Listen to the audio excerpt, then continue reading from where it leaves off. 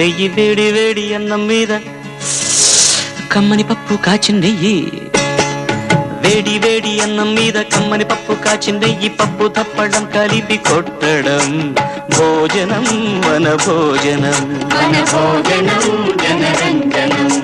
తల్లి తోడు పిల్ల మేక తల్లి తోడు పిల్ల మేక ఆలు మగలు అత్త కోడలు బాసు బంటూ ఒకటేనంటూ కలవడం భోజనం మన భోజనం.